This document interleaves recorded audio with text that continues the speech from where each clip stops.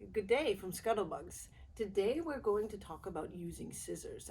This is something that maybe we take for granted, all of the skills and coordination that it takes to use scissors when we first see a child struggling with a pair of scissors. And I'd just like to take a little time today to talk about those skills and give a few ideas that help to support your child in learning how to use scissors. Um, to go firstly over the skills, obviously children need fine motor skills and a certain amount of coordination in their hands and wrists. They need a bilateral coordination and a lot of eye-hand coordination in order to use scissors. And just like many other skills that children learn, there's a sequential way in which children learn and master the skills that get them eventually to the end of clipping paper. Um, Before a child can use a pair of scissors, it's important to realize that they need to be able to do certain other skills. For example, being able to use a fork and a knife, to be able to control and master that. Opening and closing their hand, they need to have that muscle strength. They need to be able to use their hands together in a sort of lead and assist manner. For example, opening a jar or anything that it takes two hands to work together to do. They need to be able to isolate their thumb, their index finger, and their middle finger. A lot of young children, you see, they hold them coupled like this. They need to be able to separate them.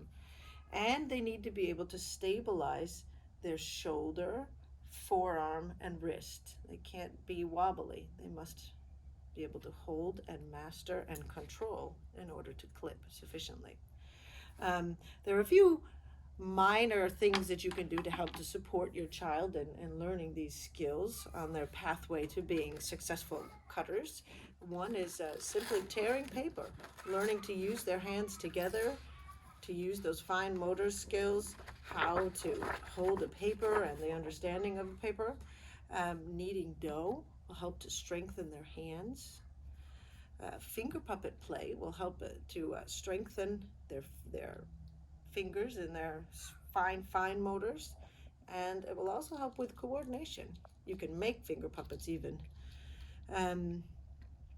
Manipulating clothespins is another thing, and you can have fun playing with clothespins. If you've got colored ones, you can make shapes and numbers and play different types of cognitive games, while strengthening the fingers and learning that manipulation that needs to be prevalent when clipping with scissors.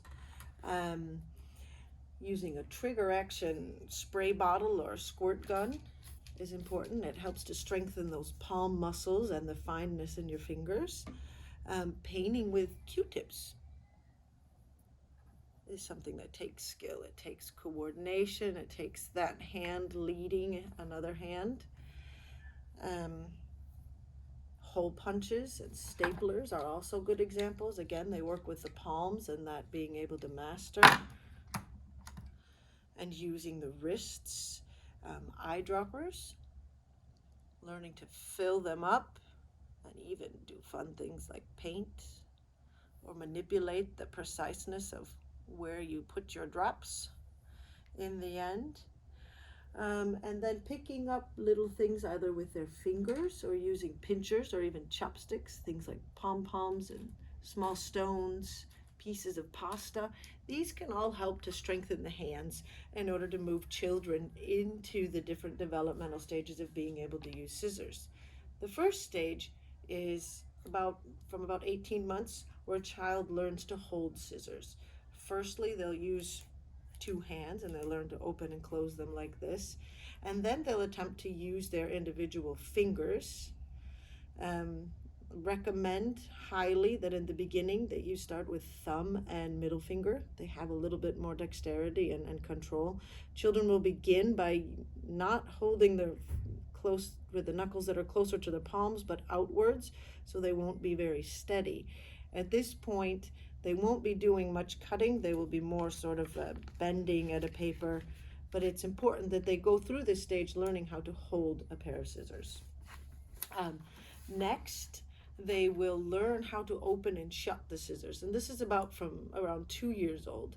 Once they can correctly hold them, then they can practice the opening and shutting. A lot of children will start with many fingers in the bottom and try to use their thumb, or else they'll use their whole palm to try to do this. And there are certain scissors that support this. I'll jump to showing you. There are scissors here with pinchers and with wide that help to support the children using their whole hand or using more fingers. And here are some fingers that help. Parents can have your fingers around, and here's one that helps to teach them where to place individually the index finger, the thumb, and the middle finger.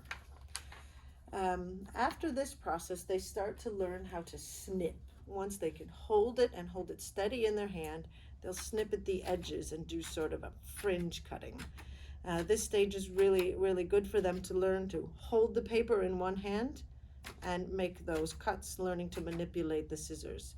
The next stage, they will start to progress across the paper, but it will be sort of a stop and start motion. They won't be able to go fluidly across the paper or even in a straight line, just sort of chunk away in a certain direction. And this is about 2.5 to 3 years old. When they're about 3.5, with lots of practice, they'll start to move straight across the paper, pretty straight line. They can't quite manipulate the paper yet, so they might have an open palm and need your help with that, helping them to learn to coordinate again that leader and follower hand. And they will keep their hand at a 90-degree angle. When they lift their hand like this, then that'll go towards the side and they'll rip more. From about 4 years old, then they will start to make a progressive straight line and learn to curve their scissors and hold the paper in a manner that supports their curves. And as they get to 5, they should be able to cut complex shapes like squares and triangles and hearts. They can, of all sizes, and they can easily curve. So do what you can, understand those steps, and support your children in learning how to clip and snip and have fun. Greetings from ScuttleBugs.